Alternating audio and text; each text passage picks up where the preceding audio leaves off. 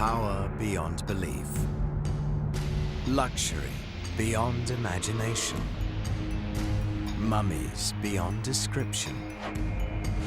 Riches beyond fabulous. Welcome to the afterlife, ancient Chinese style. Enter the secret, splendid, tragic world of China's megatombs. Man-made mountains that once proclaimed the might of emperors and brought dynasties to their knees.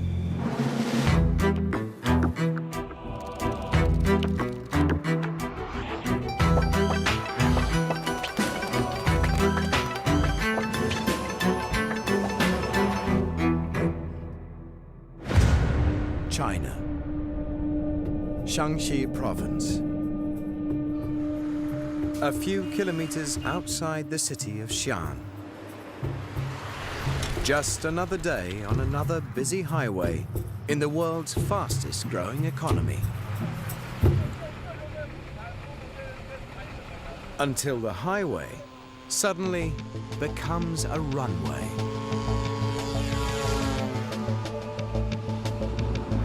Over the next 45 minutes, a team of experts steers a small drone aircraft over Shaanxi's farmlands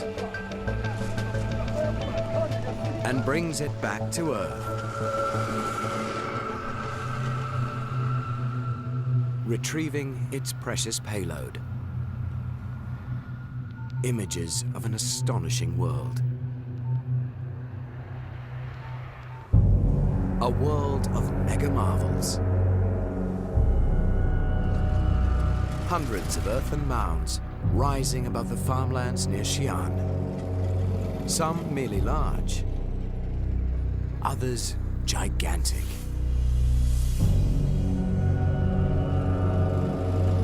What's buried inside them is mostly unknown. But who's inside isn't any mystery.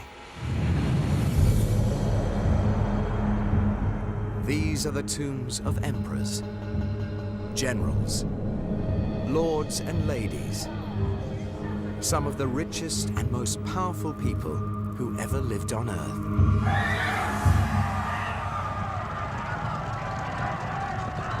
2,000 years ago, these peaceful farmlands ran with blood as armies clashed and dynasties rose and fell.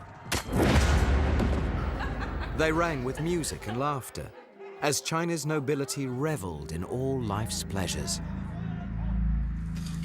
And they echoed with the sounds of toil as thousands of workers built massive pyramid tombs, monuments of a splendid world even death couldn't end.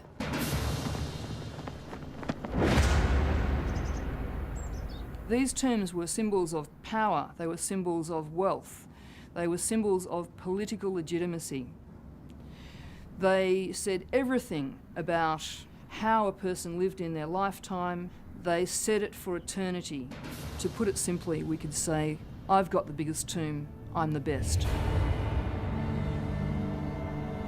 It's a rare event when archaeologists open one of these mega tombs, giving experts like architectural historian Tonja Eckfeldt a look inside.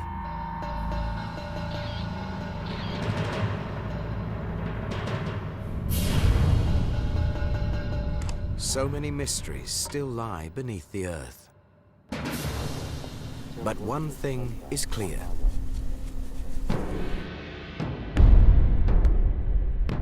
Centuries ago, building these tombs was a mega challenge.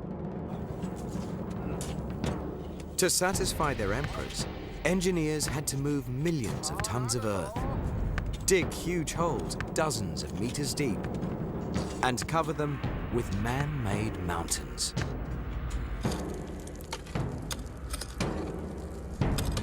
How did they do it? The year is 246 BC. China doesn't exist.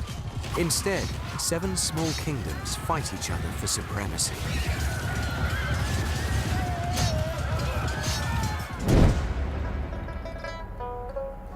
In one of them, called Qin, A new king has just inherited the throne. He's only 13 years old. But one of his first acts as king is to order the construction of his tomb. To us, 13 might seem a little young to be worrying about death. But as archaeologist Charles Hyam points out, 2,000 years ago, 13 was a lot older than it is today. Who can tell how long he would live? Some people were dying in their 20s or 30s, and therefore it was vital for him to ensure his immortality immediately. For the royal tomb builders, success or failure depended on getting one thing right: location. In ancient China, important tombs had to be built on higher ground, and a king's tomb had to be the highest of all. But building on high ground was no guarantee of success, unless workers could easily dig it dozens of meters deep. The tomb builders picked a site 89 kilometers from the royal capital, on the slopes of a mountain called Mount Li.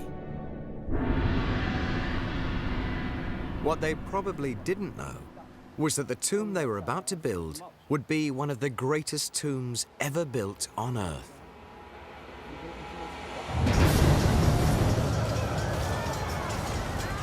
Because the boy king of Qin didn't go to an early grave. He grew up to do something no Chinese ruler had ever done. He crushed his rivals in a series of brutal wars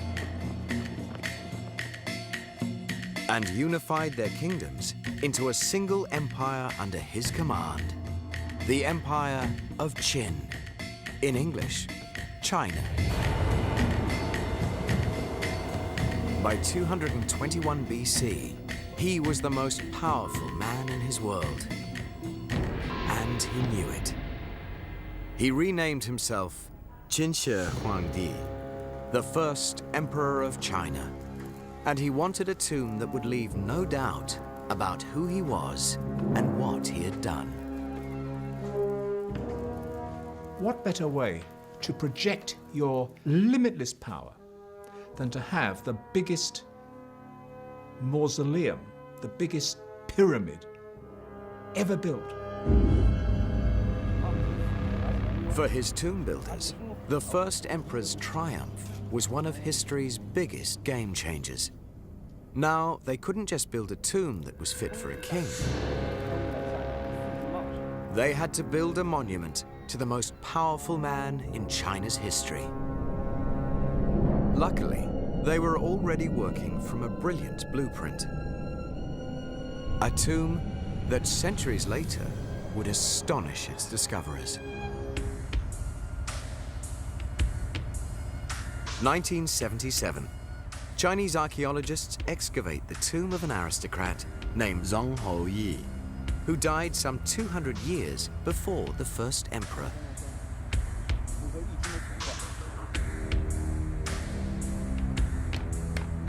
It was a tomb unlike any ever found in China.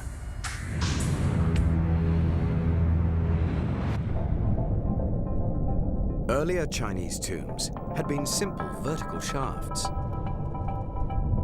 But Zhang Houyi's tomb was an underground palace, divided into chambers with holes in their walls and the coffin, so that his soul could roam at will through his eternal mansion. 200 years before the first emperor's tomb, we have a whole new concept, and that concept is this: that you don't just have a tomb, you have a palace, an underground set of chambers, each one to its own purpose, within which the dead would live in perpetuity. These great and powerful men would live on after death, and their tombs would need to satisfy all their requirements. Zhang Houyi's afterlife required a complete orchestra. and almost 10 tons of exquisite bronze serving vessels. The bronze serving vessels, the wine vessels, the food vessels in this particular tomb are, at least in my view, some of the most, if not the most, spectacular bronze castings ever to come from the ancient world. But fine music and fine food weren't all that kept Zhang Huoyi eternally happy. Archaeologists found the skeletons of 8 young women in his tomb. Concubines, slain at his death to keep their master company for eternity.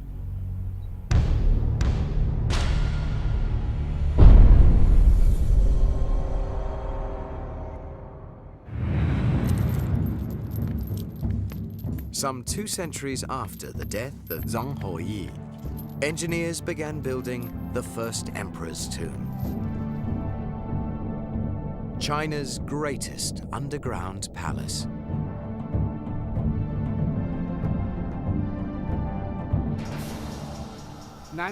But according to archaeologist Wang Sheyi, the tomb builders couldn't even tackle that challenge until they solved another problem. A problem that threatened disaster. We are standing on the drainage side of Mount Li. There are 5 streams flowing down through Mount Li, and all of them were flowing directly towards the first emperor's tomb. Every year during flood season, the level of the water was high. The tomb's construction might be plagued by floods. Before they could start building the first emperor's tomb, his engineers had to divert the streams that threatened to destroy it. Drivers on this highway may not know it, but they are passing the 2,000-year-old solution. I'm standing on the dam, which is 3,000 meters long, between 20 and 75 meters wide at the top, and between 12 and 15 meters high. It was built with earth removed from man-made ditches that redirected streams around the tomb. For the first emperor's tomb builders, constructing a dam that size was only the warm-up act. With water now diverted from the tomb site, they had to dig big until they had a burial chamber large enough for an emperor's underground palace. When the emperor died years later, they'd have to cover the pit with a man-made mountain. Fortunately for them, they were about to build China's biggest tomb with one of history's most remarkable building materials. Even today, it's easy to find, easy to work with, and very, very cheap. Dirt cheap. On New Zealand's North Island, engineering student John Cheer and his team are building a house. But this house isn't made of brick or wood or stone. It's made of dirt. That's right, dirt. Just control it very carefully. If you ram it softly first, you'll get it down a little bit. John and his crew are part of a worldwide movement of 21st century builders who think that turning the earth under our feet into roofs over our heads is a great way to go. It might look like ordinary dirt, but it's actually a very strong material.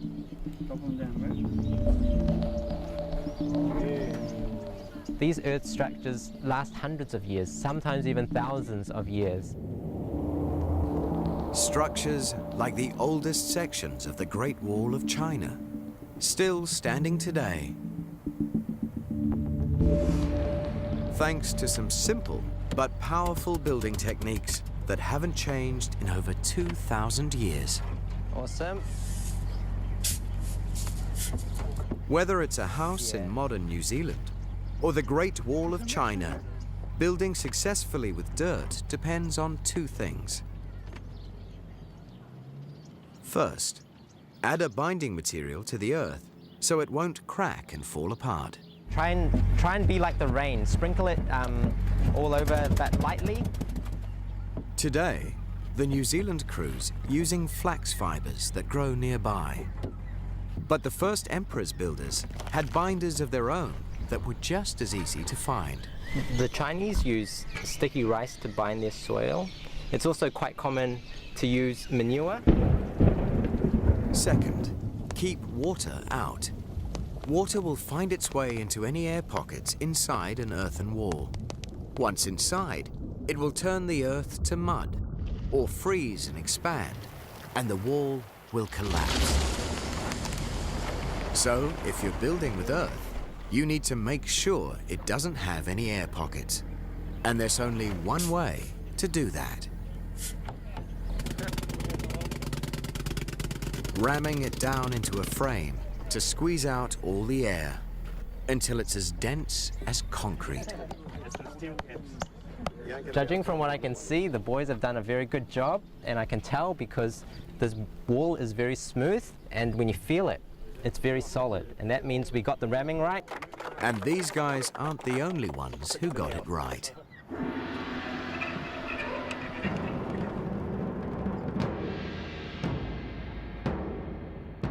In Xi'an, archaeologists are excavating the tomb of an ancient Chinese general.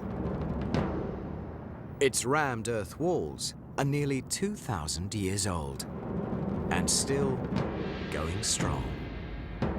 The secret of this rammed earth construction is to build it up in small layers and pound it very, very thoroughly until it becomes extremely hard. That way, it becomes very, very stable. This wall shows the rammed earth construction. What we see here are many, many layers, perhaps 25 or 30, just in this small part of wall that have been marked out by the archaeologists, each one showing a layer of rammed earth. It would have taken hundreds of men many months to complete the whole tomb using this method of rammed earth construction. To knock on it, it's almost as hard as concrete. Hundreds of layers of rammed earth built this general's tomb. And it was tiny compared with the tomb of China's first emperor. A man-made mountain some 350 meters on each side, between 50 and 70 meters high, and made from more than 3.5 million tons of earth.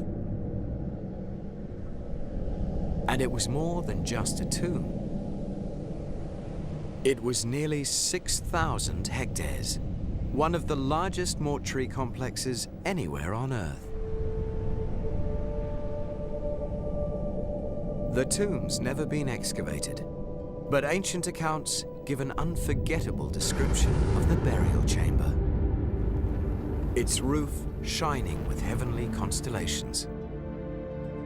Its floor recreating the emperor's realm with flowing rivers and oceans made of mercury. And replicas of all his palaces waiting to welcome his soul.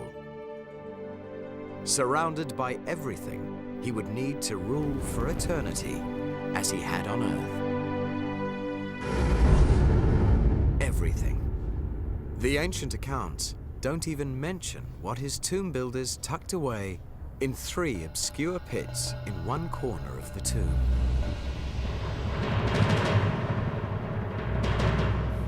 An army of clay, 8,000 strong, the now famous terracotta warriors.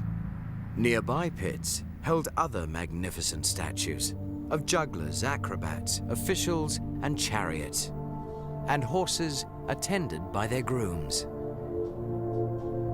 The emperor's world modeled in bronze and clay.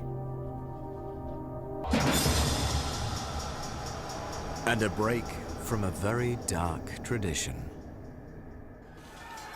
Before the first emperor, Chinese rulers sacrificed real people to serve them in death. But the number of human lives needed to equip this tomb for the afterlife would have been too awful to contemplate. By the time of the first emperor, it was clear that you couldn't literally slay an entire regiment of an army, but replicas were perfectly satisfactory. But concubines were different. Ancient records claim that the first emperor took all his childless concubines with him to the grave. But are those ancient records true? In 2005, a team of archaeologists found evidence they might be. They discovered the outlines of a huge 80 by 50 meter chamber inside the mound, surrounded by a stone wall nearly 150 meters long and 125 meters wide. They also discovered high concentrations of mercury in the surrounding soil.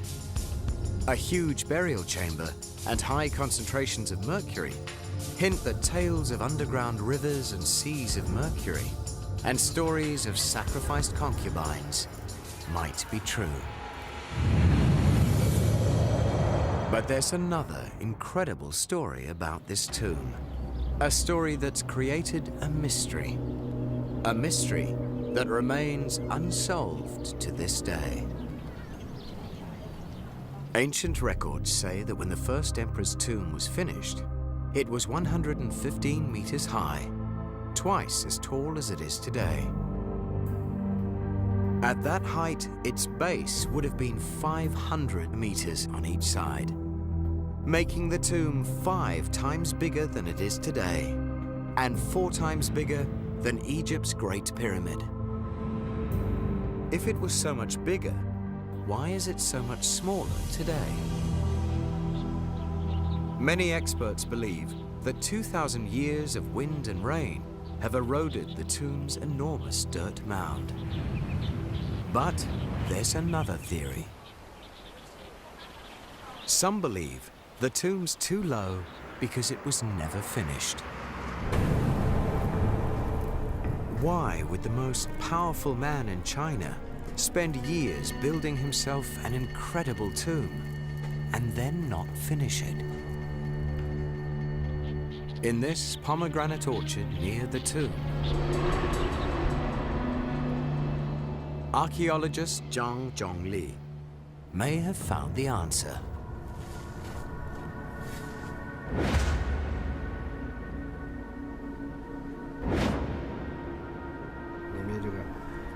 There are huge numbers of bones here. This one is either a thigh or a shin. There is a scalp over here. You can even see teeth here. So the body lies this way. The first emperor's tomb wasn't just built with tons of cheap dirt. It was also built with thousands of cheap human lives. We cannot tell how many skeletons are here. They're all mixed together. I think there's one here and another over here. The bodies are not placed in any order. This is a group tomb. Who were these people? Their modern portraits are nearby. When he unified all of China, the first emperor acquired the biggest labor force in Chinese history. A force he conscripted to build his mega tomb. Today, visitors to the tomb site see those workers depicted as heroes. But their bones tell a very different story. Look at this skull. From the teeth, we know that this person was only around 30 years old.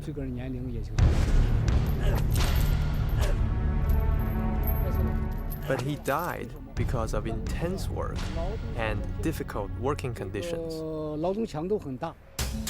Even for strong young men in the prime of life, building the first emperor's tomb was a living hell.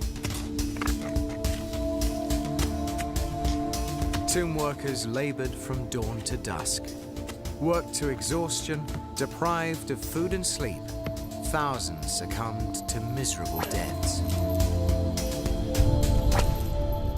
After any worker died, his body was thrown in a burial ground rather than in a personal grave. The bones were piled up more than 10 centimeters high. The first emperor's tomb is entirely impressive.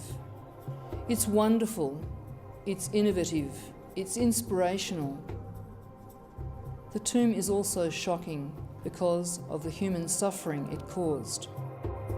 The tomb's horrific toll in human labor wasn't its only cost. No Chinese ruler had ever spent so much money on his tomb. In the end, the price was too high. The first emperor died in 210 BC.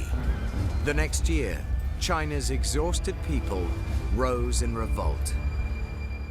3 years later, his successor was murdered, and his dynasty ended after only 15 years. In the chaos that followed the emperor's death, his tomb may never have been finished. And that might explain why it isn't as tall as it's supposed to be. The tomb built to proclaim an omnipotent dynasty helped destroy it in a single lifetime. But the first emperor's great achievement, a unified China, never fell apart. New rulers would inherit his empire and struggle with a seemingly impossible challenge: how to build great tombs without destroying their dynasties.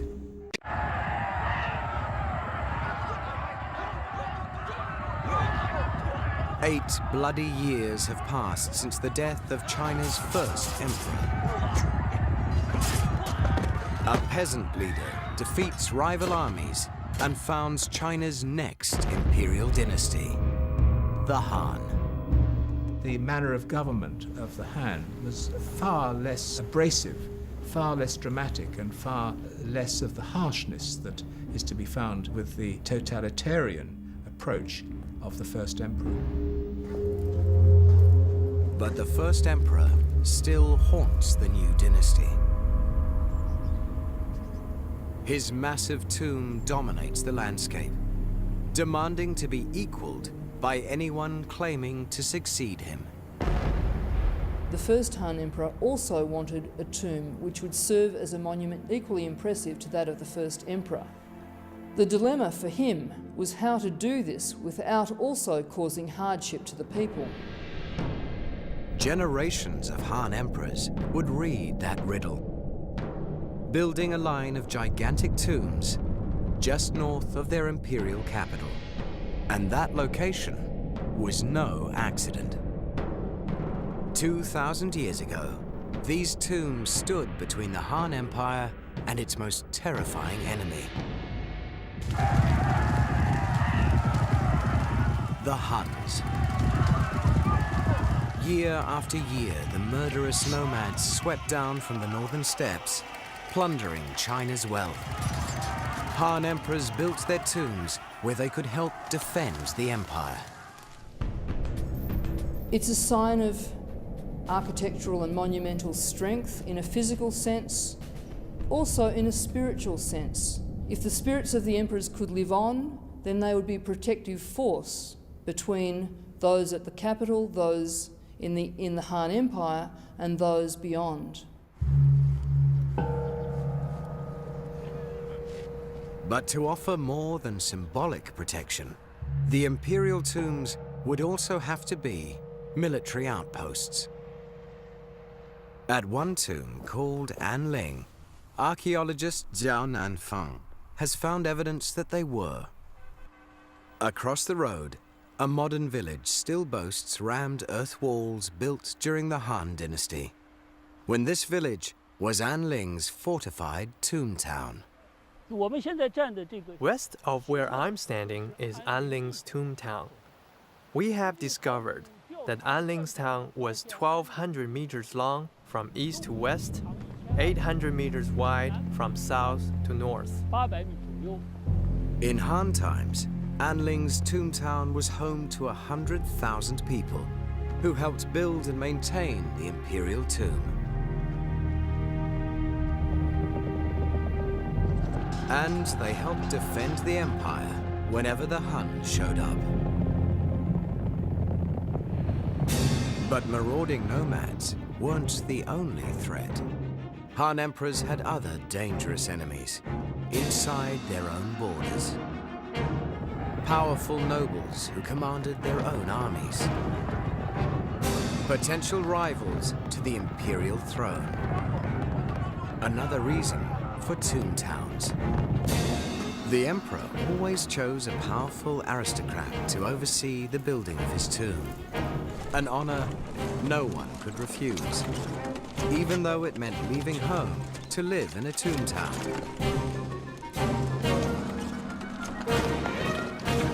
In return, the Toontown was excused from paying taxes. But the emperor got the best of the bargain by separating rivals from their power base at home. By moving these local strongmen close to the capital, the emperor could control them. The local lords lost their power, and the emperor's power grew. The size of imperial Han tombs hints at magnificent burials inside. But that's something we may never know, because no archaeologist has ever excavated a Han emperor's tomb. These are great ancestors of the Chinese people. Is it right and proper to get into and to excavate and to find out more when they should, in fact, be left as they would have wished themselves, in peace, in perpetuity? Well, this is a very interesting dilemma. But archaeologists have opened the tombs of royal Han princes. Inside, they've found an astonishing world, built for an afterlife beyond imagination. Some 850 kilometers from the imperial tombs at Xi'an lies the modern city of Suzhou. During the Han Dynasty, this place was ruled by the emperor's relatives. Today, you can visit their tombs, where kings believed their luxurious lives on Earth would continue after death. But to properly enjoy the afterlife, a king needed more than just the perfect tomb. He also needed a magnificent burial suit, made of thousands of pieces of jade, believed to preserve the body forever.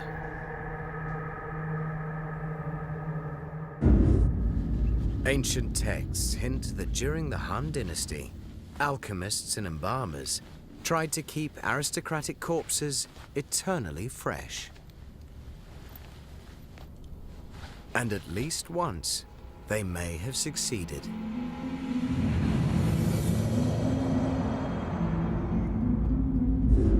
In 1971, workers digging a tunnel in the Chinese city of Changsha made one of the most incredible archaeological discoveries of all time.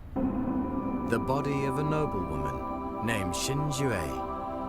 Xin Jue had died more than 100 years before the birth of Jesus. But incredibly, her body was so well preserved that Chinese pathologists could autopsy it like a freshly dead corpse. No one can explain how Xin Jue became one of the best preserved mummies ever found.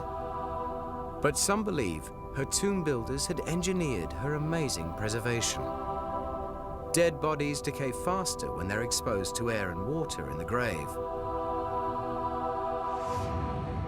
But Xin Jue's embalmers buried her in a tomb 20 meters deep, wrapped her body tightly in 20 layers of silk, sealed it into 4 nested coffins, each of them sealed with lacquer, and surrounded her wooden burial chamber with 1.5 meters of charcoal and over 1 meter of dense white clay.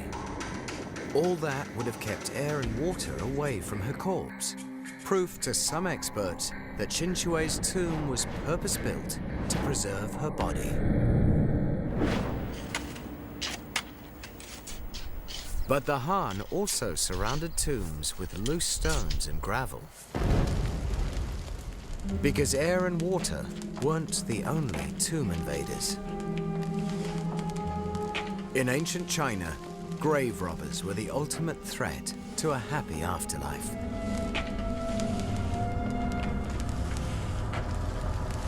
Some tomb builders tried false advertising to keep robbers away. This 2,000-year-old inscription on the Guishan tomb advises would-be thieves not to bother, since the tomb has nothing valuable inside.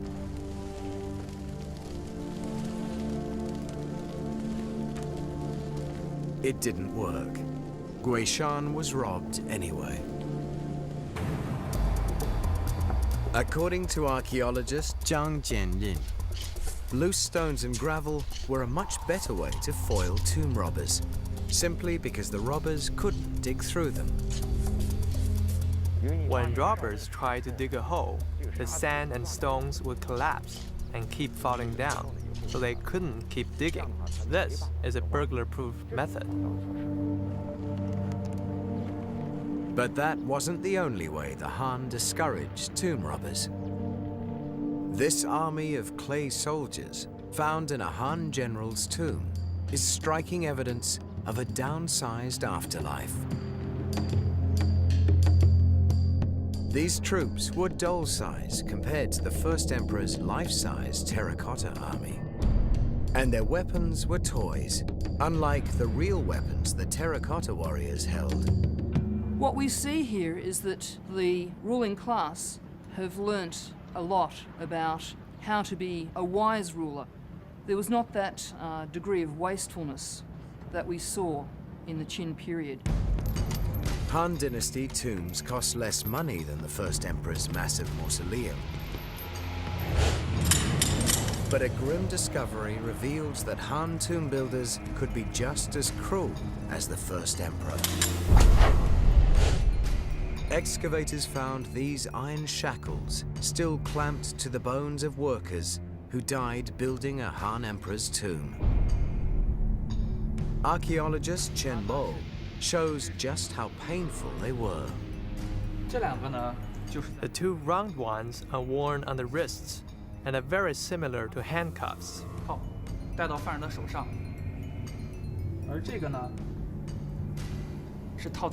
The one with the long tail was designed to put on a slave's neck.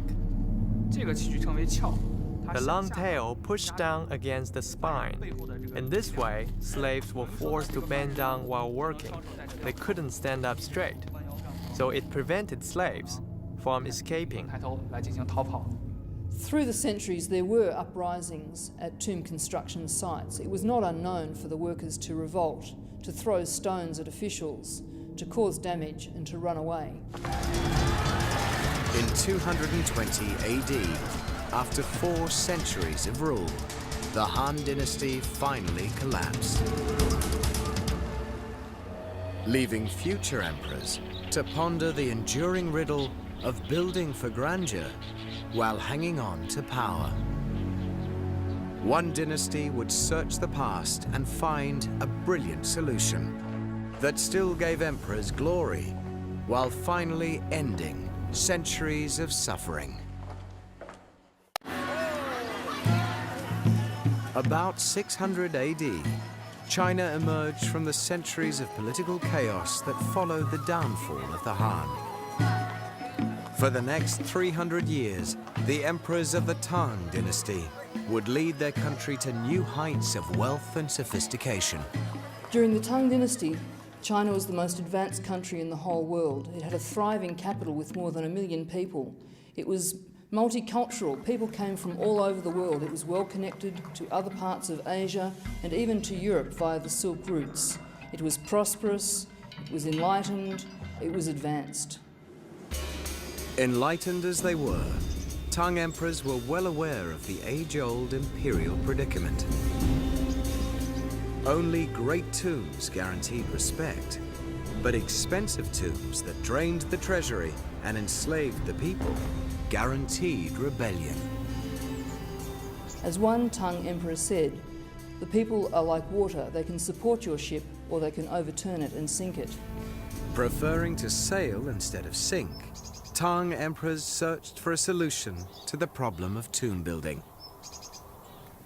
They found it here, at Baling, the tomb of a Han emperor named Wendi.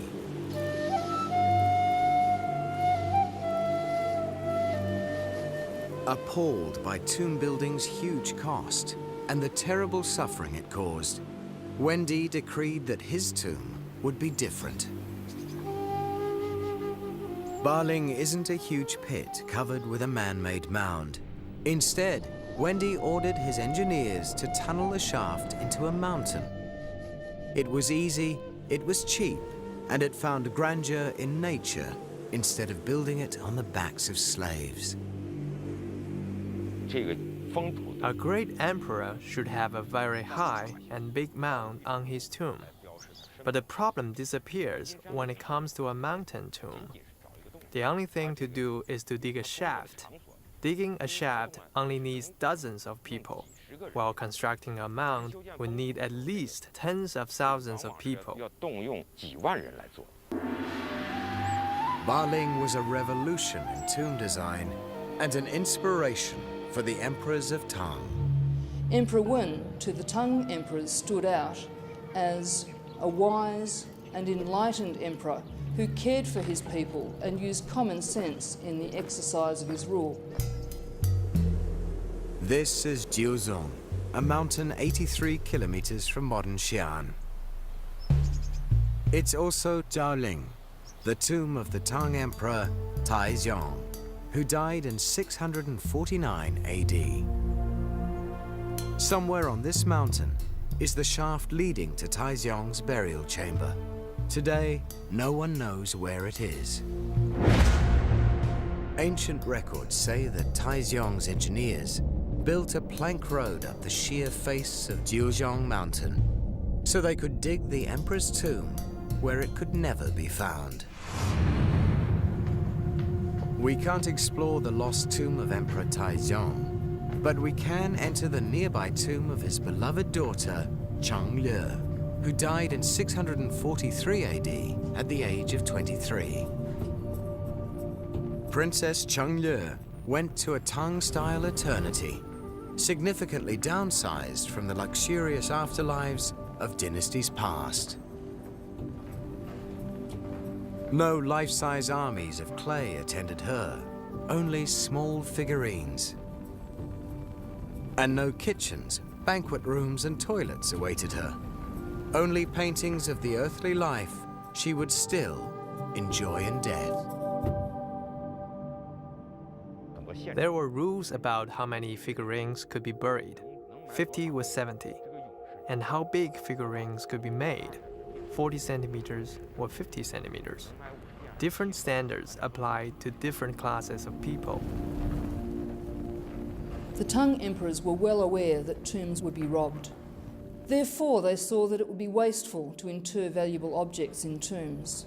This meant that tombs would be less attractive to tomb robbers, remain undisturbed, and for the spirit, there could be an undisturbed afterlife.